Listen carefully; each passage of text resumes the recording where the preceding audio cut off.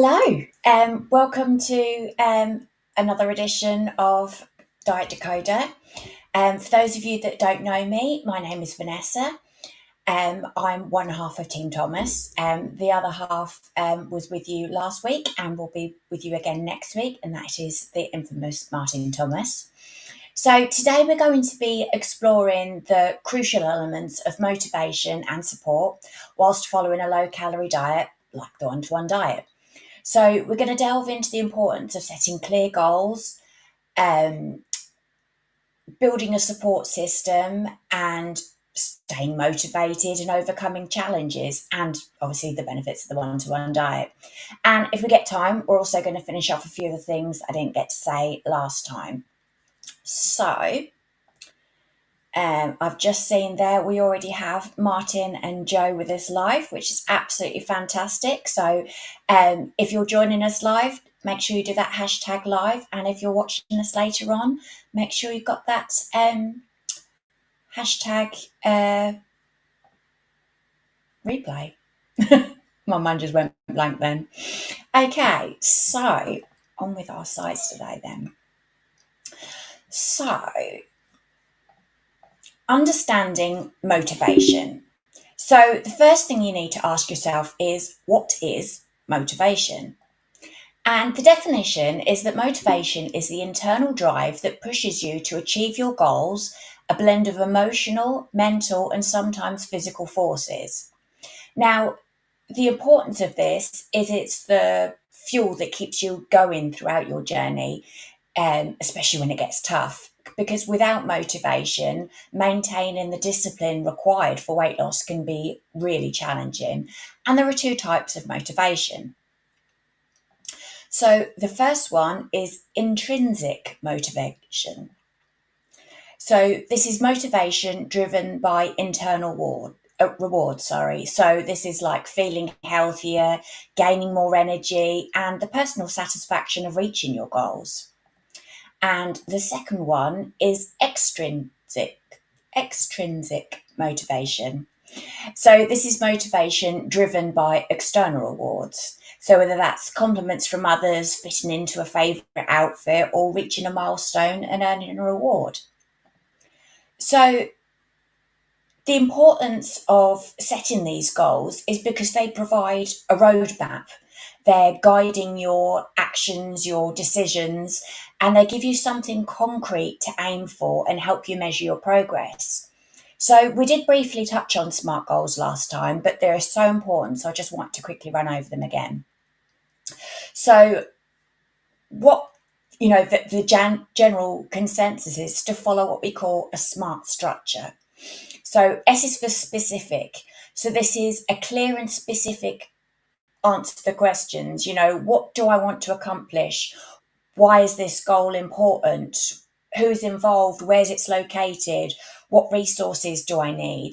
So like I want to lose 10 kilograms to improve my health and energy levels within the next 6 months. That is pretty specific. And then we've got M is measurable. So goals should have a criteria for measuring the progress and reaching the milestone. So for example, I'm going to track my weight loss every week and note my progress. Achievable. So goals should be realistic and attainable. So losing 10 kilograms in 6 months is achievable with a consistently low diet and regular consultations. Obviously, you can lose more, but it's, what it is that you're after. And then relevant, goals should matter to you and align with your other goals. So, like, for example, losing weight will help improve my overall health, which is important to me. And then lastly, T is for time bound. So goals should have a time frame, a deadline, if you like. So I'm going to lose £10 by 1st of September, for example. Okay, so the role of support in weight loss is crucial, basically, for emotional and practical reasons. Emotional support helps you stay motivated and reduces those feelings of isolation, whereas practical support is offering advice, accountability, and encouragement. So, sources of support are family and friends. So, you can share your goals with them and seek their encouragement. They can provide a listening ear, join you in healthy activities, and celebrate your achievements. And then there are lots of weight loss communities. So, you could join an online forum or a social media group. They're great sources of support because it's a community of like minded people. And then obviously there's professional guidance. So working with a weight loss coach like myself, personalised advice and support, and regular consultations help tailor the plan to your needs and help you keep accountable. Okay, strategies to stay motivated. And that's in the wrong order. Okay, so we've got visual reminders. So using vision boards or images that inspire you, progress photos to see how far you've come, motivational quotes to keep your spirits high. So, for example, I wanted to be a size 14, so I had an outfit that I particularly wanted to fit into. So I hung it on the outside of the wardrobe, and it was just that visual reminder for me of what it is that I was doing it all for. Okay, and then we've got celebrating the small wins because you need to recognize and reward yourself for reaching each mini milestone. You know, rewards can be non food related, such as a new book, a day out, a pampering session. You know, we don't always have to go for the food celebration. And staying positive, focusing on your achievements rather than your setbacks. So learn from challenges and use them as opportunities to learn and improve and grow. And then lastly, it's about tracking your progress.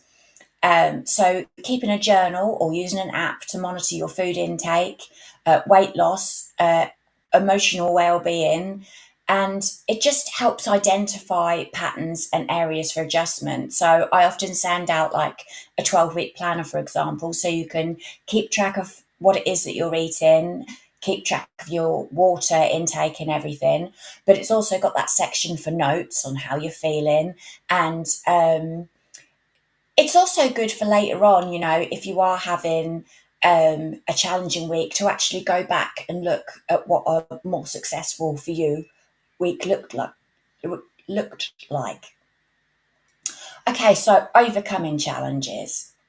So common challenges, the first one is plateaus. So periods where weight loss slows down or stalls, which can be discouraging. Temptations, this is a big one for people. So social events, stress, and availability of unhealthy food, which can lead to indulgence, and then motivation dips. So there will be times where you feel less enthusiastic about your journey. So what can we do about that? So with plateaus, it's a good idea to reassess your diet and activity levels. Um, Sometimes the body just needs a change to kickstart weight loss, and consult your coach for adjustments. Temptations, plan ahead for social events. Keep your healthy snacks handy and allow yourself occasional treats in moderation in order to stop the feelings of being deprived. And then we've got motivational dips. So, revisiting your goals, reminding yourself of why you started, seeking support from your community, and using motivational quotes or music to boost your mood. So, where does the one to one diet fit in with this? The one to one diet is a structured, low calorie diet plan. It is designed to support weight loss through personal steps and products. It offers various steps from total meal replacements to a mix of meal replacements and healthy food, which is then allowing flexibility and can easily be adapted to your lifestyle. So, we offer personalised support, which comes in the form of regular consultations with a trained consultant for confidential, tailored advice and encouragement. And your consultant helps you navigate those challenges and stay on track. Convenience. We have easy to follow meal plans and a variety of meal replacement products to make the diet convenient, especially for busy lifestyles. And lastly, effective results. The one to one diet has a proven track record of successful weight loss stories, providing a sense of community and shared success. So, just to recap this, we've discussed the importance of motivation, setting clear goals, building a support system, staying motivated, overcoming challenges, and the benefits of the one to one diet. So, key takeaways are like setting those smart goals, building that strong support system, and utilizing the structure and benefits of the one to one diet. While your journey may have its ups and downs, staying motivated and supported will lead you to ultimate success. And you're always welcome to reach out to me for that personalized support and, join the one to one Team Thomas family. I'm going to just check back in the comments right now just to see if anything's come up. Our lovely Jo, she said that she agrees that that our support has been crucial, and that plateaus are the ones that derail her the most, as she gets so despondent about them. And Martin's just added there as well that the one-to-one diet isn't just about women's health, but also about men's health. It's for everyone. Absolutely, that's a good point. But just to go back to, if I just bring up the comments again. Just to bring up Jo's comment there of feeling so despondent, I completely see where you're coming from. When you've worked really, really hard and the scales haven't moved, you're just like, well, what was the point in that then? Well, the point is staying consistent, because although the scales may not have moved that week, your inches might have for a start, but also looking at the big picture, if you then, an analogy I use a lot is, if you've got a flat tire, you don't go around and slash the other three tires, do you? You just repair that one tire and you get back on your journey. And the same is with the plateau. You don't then want to ruin the progress that you have. You just need to perhaps look at the map again, see where it is that you're heading, see, if you just need to change course slightly. And that's obviously where we come as consultants, is to help make those adjustments to help you keep going again. So bear with me. I'll just see if any more questions come up as I just have a quick sip of water.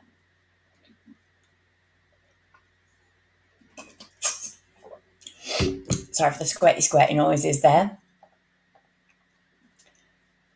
No, okay, nothing more coming in. Okay, so I'll move back to my slides then. Obviously, feel free to chuck any more. Oh, last contender there. Jackie's just said that she finds a good way to get me away from snacking. I don't need to go shopping and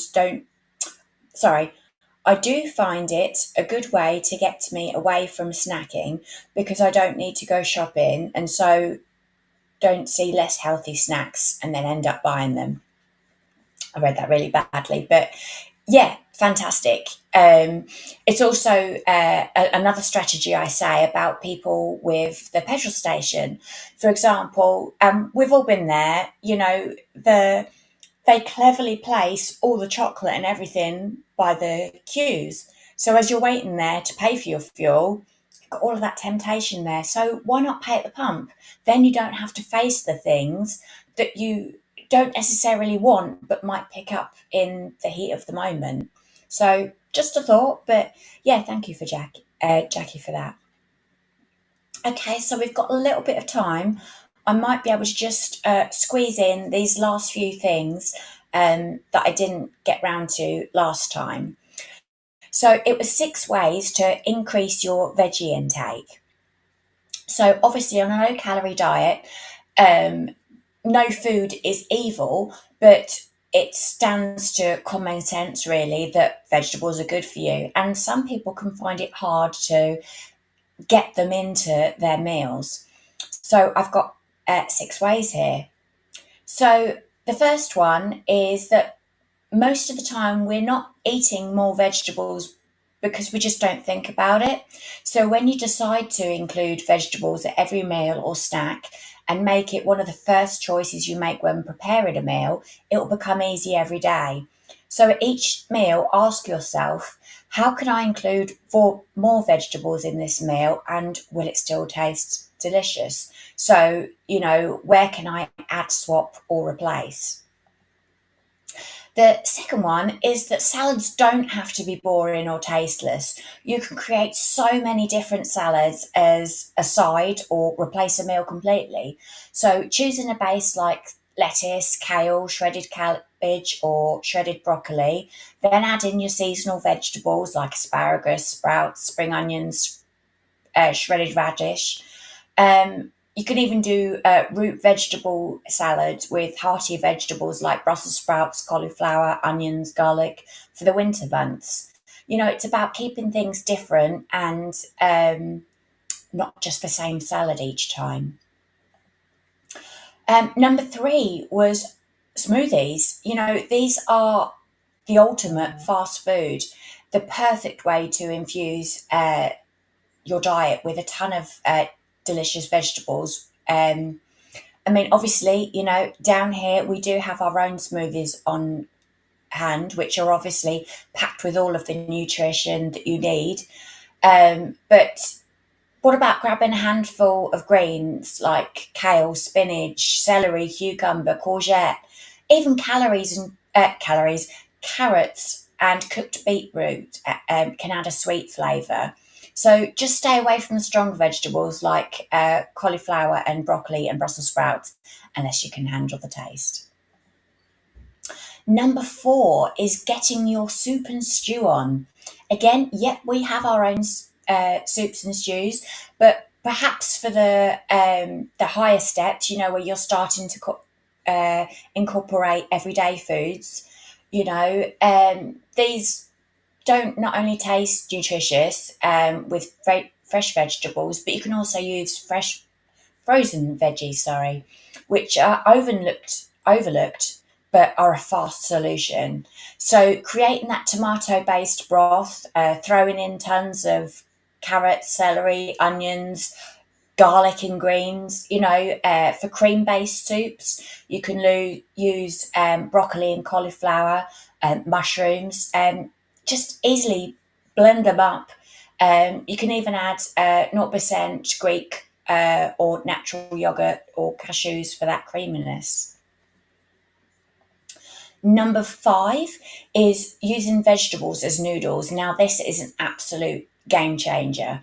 So, if you get one of those spiralizers, oh my gosh, um, or even a vegetable peeler, just to make like courgette noodles or sweet potato noodles, butternut squash noodles, or even carrots.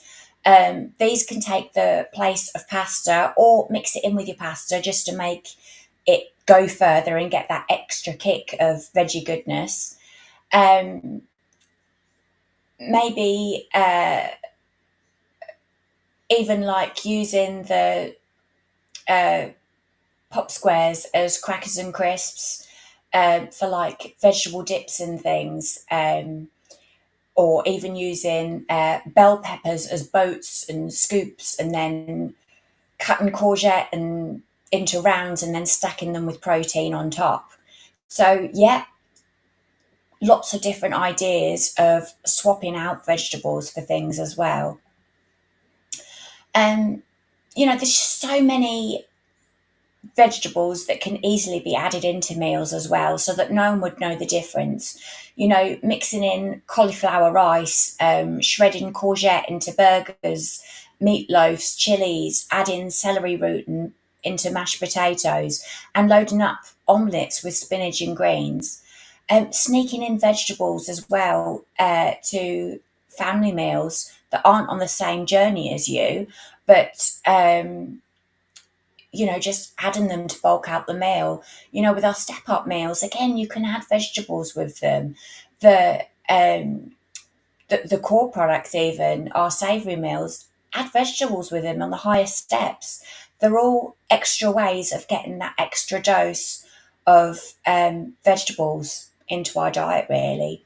So they're just the last few slides there that I didn't get chance to sneak in there.